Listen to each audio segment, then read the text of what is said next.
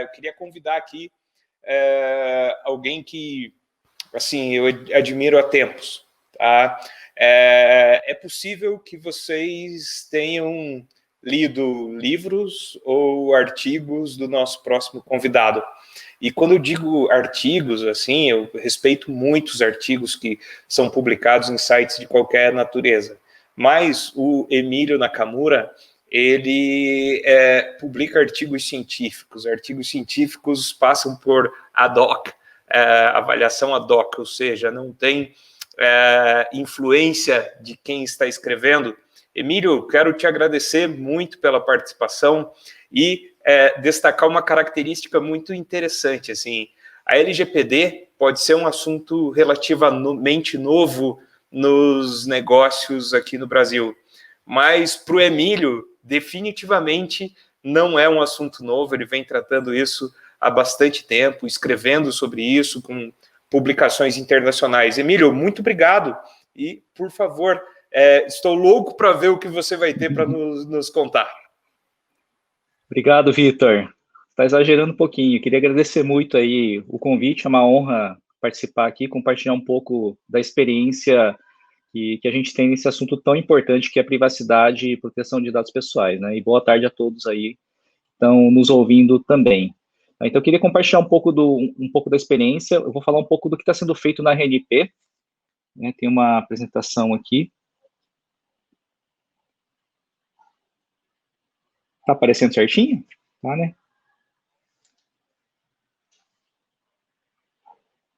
Tá. Eu vou falar, então, um pouco da experiência, né, falar um pouco do mapeamento, riscos e controle de segurança, né, que é um trabalho que a gente tem feito ali na RNP. Bom, e para começar, eu queria mostrar para vocês o que é RNP primeiro, para mostrar um pouco o contexto onde o trabalho está sendo realizado. A RNP é um sistema, RNP é um backbone, onde há a conexão entre diferentes entidades e instituições. Nós estamos presentes em 27 estados brasileiros e a gente faz a conexão entre diferentes instituições, incluindo empresas inovadoras e museus, agências de fomento, etc. Vocês estão vendo a apresentação, pessoal? Será que está tendo algum problema?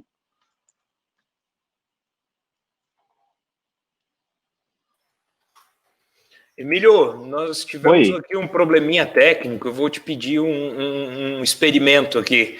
Por favor, cancela o compartilhamento de tela, tá? Certo. E põe para compartilhar de volta. Vamos lá de novo aqui. Eu queria, enquanto a gente resolve aqui esse probleminha, eu queria pedir a todos, nós já temos uma excelente participação no chat. Eu gostaria de agradecer a essas participações, algumas perguntas bastante intrigantes, mas aproveitem, pessoal, não é sempre que a gente tem a oportunidade de ter um grupo como esse aqui para discutir as questões que temos e encontrar caminhos mais viáveis para resolução. Ok? Tudo certo? Tá certo. Emílio, boa palestra. Obrigado, Vitor. Bom, então, falar um pouco o que é a RNP. A gente é um backbone que conecta, né, a gente está presente nos 27 estados brasileiros, e a gente conecta instituições, né, no Brasil todo. E nessa conexão a gente tem um papel bastante importante, né? A gente tem a disponibilização de serviços também, a gente tem serviços de gestão de identidades, com a federação de identidade, a gente tem nuvem computacional para que os grupos de pesquisas possam realizar experimentos. A gente tem serviços de colaboração, vídeo RNP, uma versão YouTube para o setor de educação. A gente tem conferência web, que possibilita fazer videoconferências e trabalhos remotos também, né? O Eduroam é um serviço bastante interessante que oferece acesso à internet Wi-Fi em diferentes países do mundo inteiro, né? E tem questão dos periódicos também, que são serviços que a RNP oferece para a comunidade como um todo. Então, aqui a gente já começa a enxergar a questão dos dados que trafegam o tempo todo na rede, na internet como um todo. E a RNP tem um papel importante nesse sentido, porque tem que tomar cuidado com os dados, né, dos usuários que acessam e utilizam esses serviços. A RNP, ela tem um grupo de segurança da informação, que é o CAIS, que é o Centro de Atendimento a Incidentes de Segurança, que está dando um apoio bastante forte para que o trabalho LGPD possa ser feito na comunidade como um todo. E tem um ponto importante também da RNP, que é a Escola Superior de Redes, que oferece treinamentos de LGPD em diferentes níveis, desde o nível mais básico até nível de certificação para DPO. Então, a gente tem um trabalho bastante forte aqui, onde o objetivo nosso é oferecer um método RNP para LGPD, onde a gente ajuda a comunidade, que são as organizações usuárias, as instituições de ensino e pesquisa, a caminharem nessa jornada de LGPD, de proteção de dados pessoais. Né? Então, a gente está trabalhando junto com parceiros e fornecedores, né, um trabalho em conjunto, onde a gente trabalha, discute a forma como a LGPD pode ser implementado e adequado nas instituições, e a gente dissemina esse conhecimento para toda a comunidade, ajudando, então, nessa jornada que é tão difícil, questão de LGPD. Então, falar um pouco de dados, quando a gente fala de LGPD, a gente tem que tomar muito cuidado com relação aos dados, aos diferentes estados que os dados podem existir. Normalmente, a gente considera muito questão de dados que estão armazenados no banco de dados, por exemplo, no sistema de arquivo, mas a gente esquece dos dados que são transmitidos, dos dados que são processados. E são dados que podem sofrer vazamento, sim. E até um ponto bastante interessante quando a gente fala de dados, cada pessoa tem uma certa visão, né? E o importante é juntar essas visões para ter uma visão do todo de cada organização. Então, assim, você tem dados pessoais? Tem. Onde estão seus dados? Tem gente que vai falar que está no sistema. Tem gente que vai falar que está no servidor, de uma forma mais genérica. Tem gente que vai falar que está no banco de dados. Já tem gente que vai falar que está na nuvem, ou está no meu smartphone, ou eu tenho dado pessoal no meu pendrive, ou está no backup, ou no papel. O importante é juntar essas visões como um todo, para a gente identificar onde tem esses dados pessoais, para que a proteção efetiva possa ser realizada, né, nesse todo. Então, esse é um ponto bastante importante, questão do mapeamento, e a forma como a gente costuma trabalhar é justamente montar um fluxo de dados, tá? Porque qual que é o objetivo quando a gente quer proteger um dado pessoal e proteger a privacidade do usuário? É saber exatamente quais são os dados que existem, né? A gente tem que trabalhar com questão de finalidade, minimização dos dados. Então, a gente tem os dados pessoais que vêm de um cliente, por exemplo, ou de um usuário, ou de um aluno, né, de uma instituição de ensino. Esses dados saem do usuário e eles trafegam por diferentes ativos ou entidades ou componentes. Né? Então, o que a gente tem que mapear é quais são os dados pessoais que existem, da onde que ele sai, para onde que ele vai e por onde que ele passa. E esse passar significa que a gente tem que entender sobre os estados dos dados. Né? Tem componentes que tratam dados que são processados, tem componentes que armazenam os dados efetivamente, e tem a transmissão do dado pela internet ou pela rede interna dentro de um ambiente de nuvem. Então, aqui é só um exemplo, né, do mapeamento que a gente faz, que aqui a gente considera que tem dados pessoais de clientes e colaboradores, que é o D1, né, e esse mais escuro seria os dados que estão armazenados, e o mais claro seriam os dados que estão sendo processados. Então, se a gente fala assim, dados dos meus clientes, eles podem, eu sei quais são os meus dados, eu sei de onde que ele vem, onde que ele está armazenado, e a pergunta é, aonde que esse dado pessoal dos clientes, que a minha empresa armazena, pode vazar?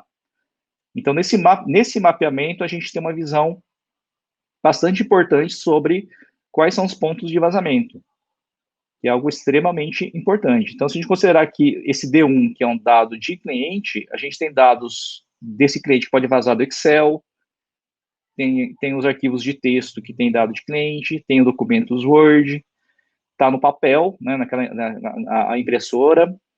Lembrar que a LGPD trata também dados físicos, não somente dados digitais. Se alguém perder o smartphone, também pode ter vazamento de dados de clientes, notebook também.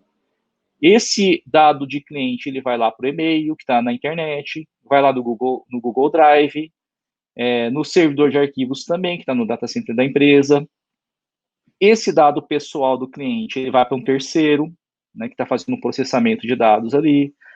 E esses dados também estão em um sistema que está no ambiente de nuvem. E se a gente fala de um sistema que está no ambiente de nuvem, a gente tem componentes diferentes que podem ter suas próprias vulnerabilidades e pode levar a um incidente de segurança. Então, tem um mapeamento aqui que considera questão de componentes que podem ser atacados e, consequentemente, o vazamento pode acontecer por ali. Então, essa visão geral, onde a gente junta os componentes diferentes, é um ponto importante quando a gente trata de proteção de dados pessoais, porque uma vulnerabilidade pode estar num FTP, que é usado pelo sistema, ele pode estar num Oracle, né, ou ele pode estar num PL SQL, por exemplo. E qualquer vulnerabilidade pode levar ao incidente de segurança. Então, o vazamento ele vai no sistema, mas o sistema ele é composto por diferentes componentes que tem que ter a sua proteção adequada para se evitar o ataque. Então, essa visão de fluxo é importante, e saber esses pontos de ataque também é um ponto importante quando a gente trabalha com proteção de dados pessoais. E aqui é só um exemplo também da análise de risco que a gente realiza. Risco, lembrando que é algo que pode acontecer, né? Probabilidade versus impacto. E como é que a gente mede a probabilidade de um vazamento de um dado pessoal? A gente tem alguns critérios, né, que a gente considera para fazer esse cálculo do risco. Então, a gente tem pontos de ataques que processam dados pessoais. Bom, nesse exemplo aqui, são 21 pontos. Então, se a gente observar o fluxo, são 21 pontos onde aquele dado pessoal pode vazar. Tá? Quanto maior o número de pontos de ataque, maior a probabilidade do vazamento acontecer. Aqui estamos falando de probabilidade. O número de sistemas não homologados para armazenar dados é um ponto bastante importante. A gente viu lá que é o Google Drive. O Google Drive é homologado pela empresa, a gente pode usar isso. Então, essa questão da homologação é um ponto bastante importante. E o Dropbox pode? O Google Drive pode, o Dropbox não pode. Né? Essa questão de política de segurança em norma é um ponto importante para evitar justamente que os dados se espalhem, onde não há o controle, e o vazamento acontece justamente onde a empresa não sabe de uma forma oficial que tem dado espalhado, né, nesses diferentes componentes. A gente tem pontos de ataques em ambiente externo, que é aquele que a gente não controla. Se o ambiente interno a gente consegue implementar os pontos de segurança, mas se tiver ambiente externo já fica mais difícil isso. E aí tem outros mecanismos para se garantir essa proteção. Existe questão de pontos de ataques fora do processo de gestão de vulnerabilidades, que complementa o anterior. Então, se eu tenho meu ambiente, eu tenho processo de gestão de vulnerabilidades, eu tenho que evitar essas vulnerabilidades no meu ambiente. O percentual de execução do plano de adequação LGPD é algo para a gente enxergar a evolução. Aqui é um ponto importante quando a gente fala de LGPD, que não é um projeto que vai começar e acabar, é algo perene, que vai continuar. É um processo evolutivo, mesmo porque o ambiente das empresas muda o tempo todo. Então, esse é um ponto também que aumenta a probabilidade ou não. A quantidade de vazamentos de dados pessoais nos últimos 24 meses, que aumenta a probabilidade. E aqui a gente faz um cálculo que transforma isso em um número. E o que significa o impacto de um vazamento de um dado pessoal? Aqui a gente colocou também alguns critérios importantes, questão de dados sensíveis, sim ou não, né, que são aqueles dados sensíveis de acordo com a lei, tá? Questão de racial, saúde, sexual, etc. A quantidade de dados pessoais também afeta bastante o impacto, né? Uma coisa é vazar uma base aqui no caso, aqui a gente colocou 500 registros. Outra coisa é vazar uma base com mais do que 1.500 registros.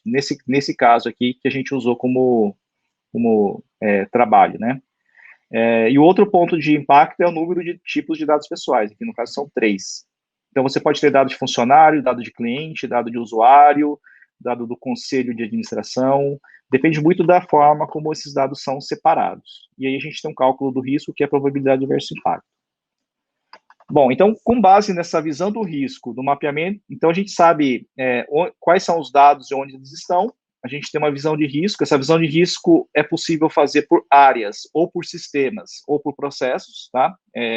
Se você tem um fluxo de dados mapeado, você consegue fazer essa separação, depende da visão que você quer dar com relação ao risco. Depois a gente tem aqui, para finalizar, a questão da segurança em camadas, né, que é ponto importante para proteger os dados pessoais.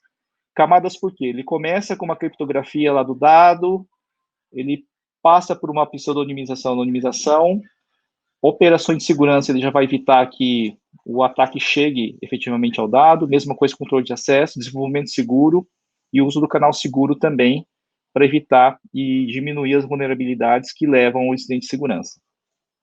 Então, a camada também é uma visão interessante de se usar. Primeiro ponto é, a empresa tem que proteger contra vazamentos, evitar o ataque. Então, se evitar o ataque significa o quê? Ter uma arquitetura de segurança bem definida e fazer uma gestão de riscos. Tá? Aconteceu um ataque, alguém chegou nos meus dados pessoais e levou embora. Como é que eu protejo isso? Então, tem a pseudonimização e a anonimização. Então, se houve um incidente de segurança, não se conseguiu evitar o ataque, aqueles dados vão estar pseudonimizados ou anonimizados, que já dificulta a ligação para o titular de dados. E, por fim, a gente tem a proteção da confidencialidade, né, que a base vai estar protegida com criptografia ou ofuscação. Então, houve incidente de segurança, levou embora o dado, mas o dado está cifrado, não tem um conteúdo acessível. Então, é uma visão de segurança camadas interessante para ser adotado pelas empresas. Então, é isso, pessoal.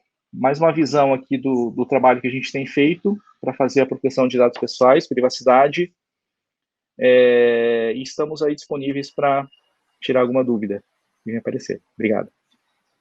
Muito obrigado, Emílio. E aí, pessoal? Eu estava exagerando? Não estava, né? Emílio, muito obrigado pelas lições, sensacional. Estou louco para ver o nosso debate daqui a pouco. Então, aguarda um pouquinho, temos perguntas para você daqui a pouco, tá bom, Emílio? Obrigado.